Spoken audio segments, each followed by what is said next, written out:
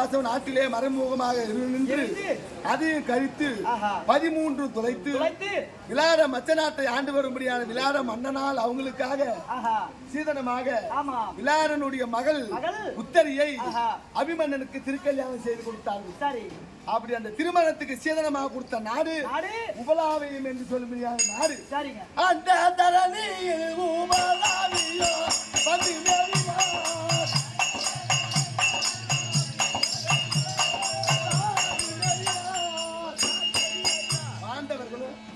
என் தங்கை திரௌபதியும் சுகமாக விளாடனால் அழிக்கப்பட்ட உபலாவிய நாட்டிலே இருக்கின்றார்கள். என்னுடைய பாதம் உங்கள் ஆசீர்வாதம் இருக்க அவங்களுக்கு ஒரு குறையும் வராது. நான் உங்களிடத்துல ஒரு வார்த்தை கேட்கிறேன். இந்த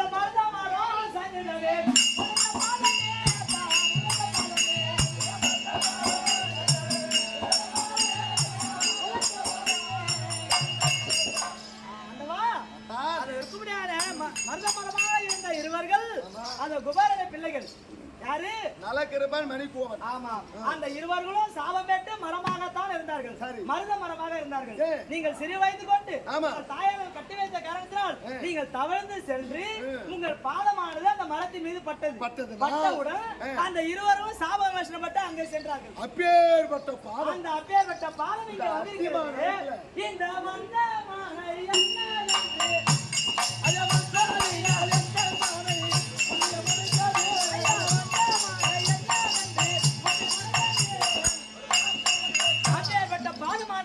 இந்த அத்திமாவளர் நோக்கி வந்திருக்கிறது என்றால் ஏதோ முக்கியமான காரணமா தான் இருக்கும். அது தெரியுமா? ஒரு நாட்டை பாண்டவருக்காய்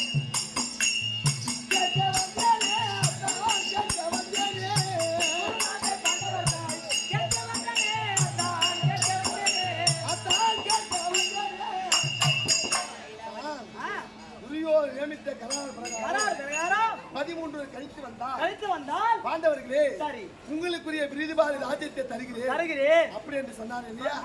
அந்த வார்த்தை பிரகாரம் பாண்டவருக்குரிய விருதுபாலி நாட்டை கேட்டு வாங்கும்படியாக பாண்டவருக்கு தூதனாக இந்த துரியனிடத்திலே வந்து சென்று பார்த்து நான் நாடு கேட்க நாடு கொடுத்தானே, ஆனால் அந்த நாட்டை வாங்கி கொண்டு போய் நான் பாண்டவருக்கு என்ன செய்ய போறேன்? இந்த குமலாயத்தை செய்ய போகிறேன்.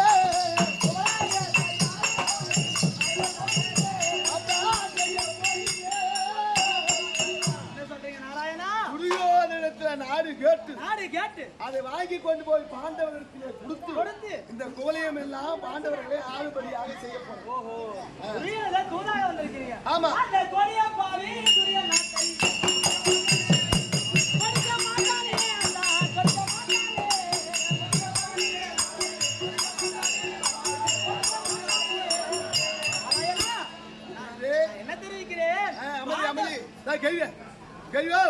என்னங்க இந்த நாட்டுல வந்து நாராயணா அப்படி துரியோதன நாட்டை கொடுக்கணும்னு நினைச்சிருந்தா அவன் எப்பயோ கொடுத்திருப்பான். அந்த நாட்டை அவன் கொடுக்க கூடாது அவன் மனசுல என்ன இருக்கிறது? அவனே கொடுக்கணும்னு நினைச்சவனே சகனி விட மாட்டான். அவன் இடத்துல போய் நான் நாடு கேட்டா தர மாட்டான், கொடுக்க மாட்டான். அவன் இடத்துல வாங்க வேண்டும் என்றால் அப்படி துரியோதனத்துல நாட்டை நாங்கள் வாங்க வேண்டும், ஆனால் எதன் மூலியமாக வாங்கலாம்?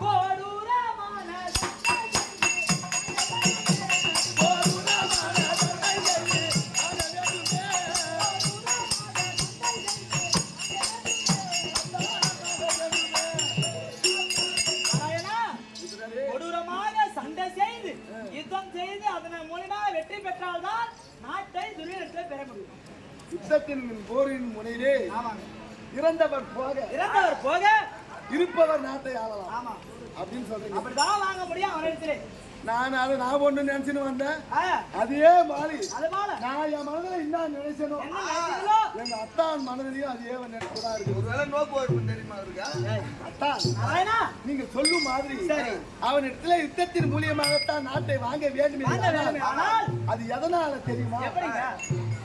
மடிய காலம் துரியனுக்கு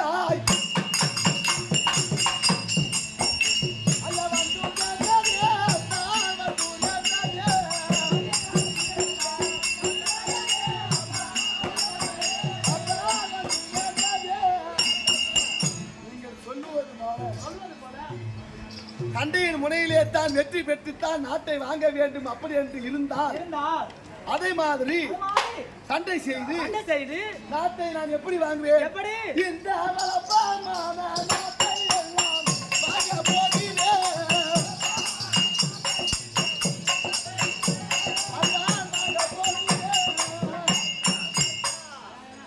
சொல்லும் பெரியோருடைய வாயிடமாக ஒரு வார்த்தை அவங்க சீக்கிரம் வராது. கண்டிப்பா வார்த்தை வந்தால் அது ஏதாவது காரணம்.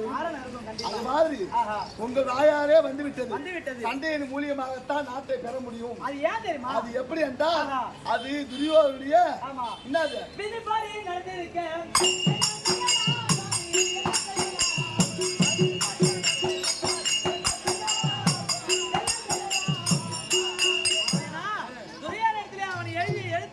ஒரு மனிதனான பூமியில பிறக்கிறான் என்றால் அவன் இப்படிதான் வாழ வேண்டும் என்று தலையிலே ஒரு விதியா இருந்திருக்கும். அதன்படி விதி அவன் தலையில என்ன இருக்கும் அதுபடி போகட்டும். உங்களிடத்துல நான் என்னன்னு கேட்கிறேன்,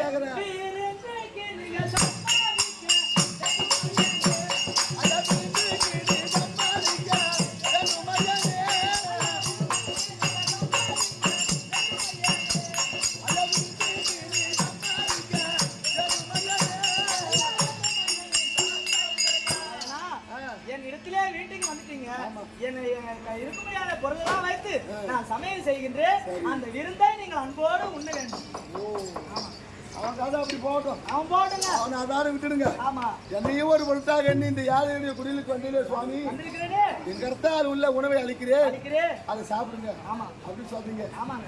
இப்பேற்பட்ட உங்களுக்கு எனக்கும் இந்த உறவு முறை மாறாமல் இந்த உள்ளன்பு மாறாமல் நமக்கு உறவு ஏற்படுத்திய புண்ணியவான் அண்ணா சாமி தாசர் போற்றும்.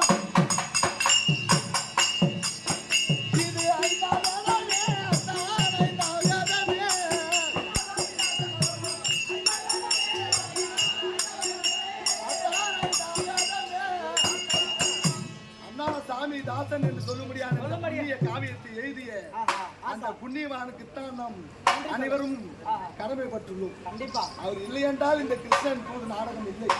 அதனாலே இப்போது நீங்கள் மனமாற அழைக்கிறீங்க. நீங்கள் அழைத்த போது ஓடி வாருங்கள்.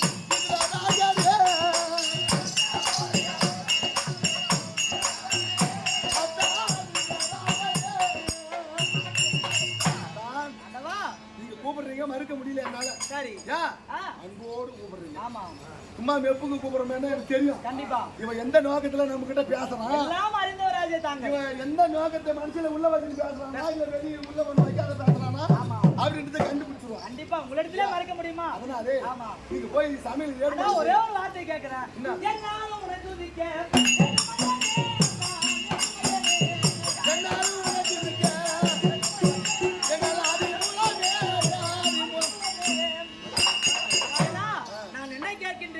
இந்த பிறவியிலே நான் பிறந்து என் வாழ்நாளெல்லாம் இது வரைக்கும் 4 நாள் ஆகிவிட்டது. சரி, அதனால மறு பிறவி நான் பிறந்தாலும் இல்லை என்றாலும் என் இதயத்திலே இந்த பிறவியில சின்னஞ்சிறு வயதிலே இருந்து இந்த வயது வரைக்கும் எவ்வாறு உங்களை நான் துதித்து கொண்டு வருகின்றேன். அதே போலவே எந்த பிறவி எடுத்தாலும் உன்னுடைய என் இருதயத்தில்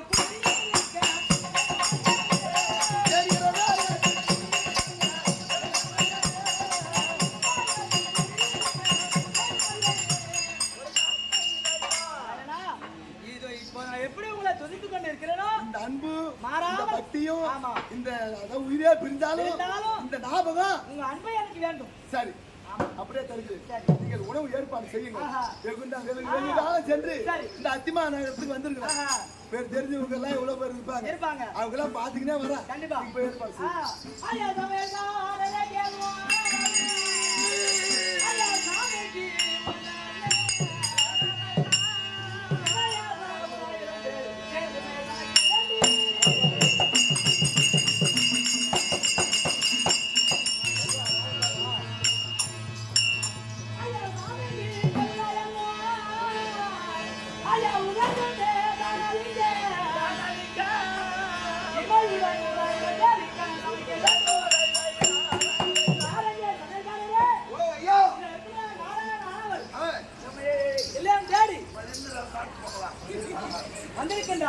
அவருக்கு ஆசையோடு அறு சுவை உணவோடு நம்ம உணவு தயாரிக்க வேண்டும்.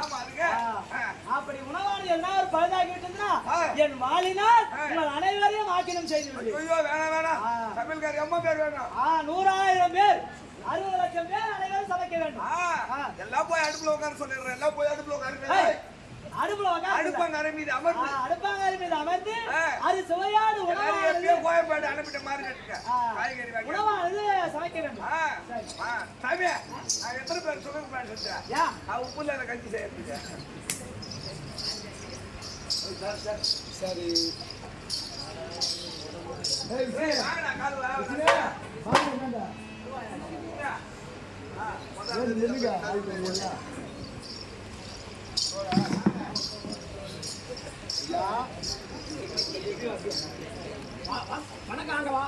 ஆறுன்னு ஆள் தெரியுதா? தூக்கத்துல இருக்கிறியா? ஆண்டவா தெரியுது யார் என்று. யாரு?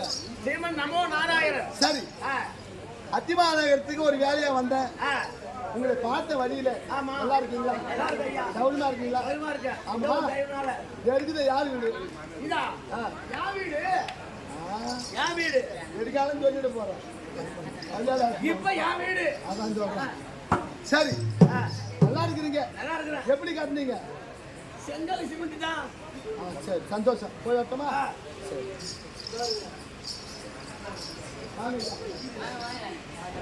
கிருஷ்ணா, சின்ன வயசுல நம்ம எப்படி இருந்தோம்? ஐயோ, உனக்கு 99 வயசு ஆகுது.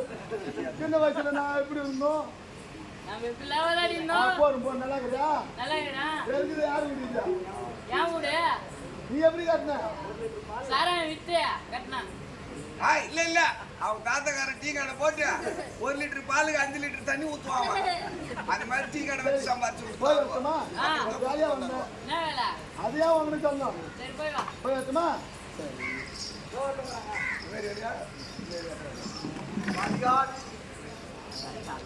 வாங்க ஐயா.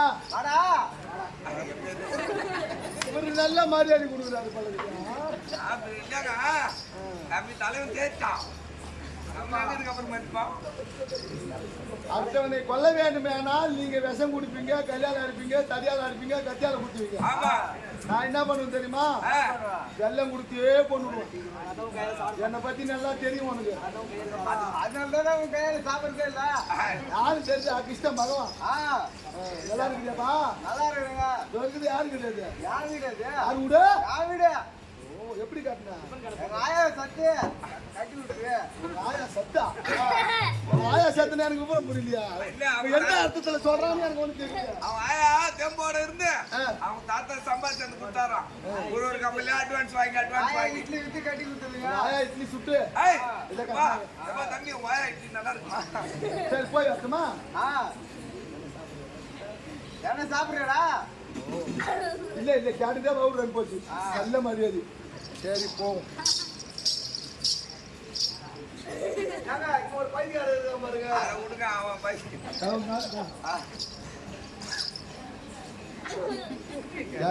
உள்ள போவா. ஜெய் ஜெய் ஜெய் ஜெய். யாரு யாரு யாரு? கண்ணு தெரியலப்பா. யாரு பண்ணி? ஏய் வாடாங்க. யாரு யாரு? யாரு யாரே தெரியல? தெரியல தெரியல. யாரு யாரு? கண்ணன்டா. அட வாடா வாடா ஜெய் ஜெய். மக்கள ஓடி. ஏய் ஒரு நல்ல அதோட ஃபர்ஸ்ட் கிளாஸ். ஜெய் ஜெய் கண்ணனடா நீ. கண்ணனை பார்த்தவனே கால் மேல கால் போடுறான். ஏய் நான் யாரு? உங்க அத்தை வீட்டுக்காரன்டா. அத்தை வீட்டுக்காரன்? ஏய் உங்க அத்தை வீட்டுக்காரன் தெரியலையா? எங்க அத்தை வீட்டுக்காரனா?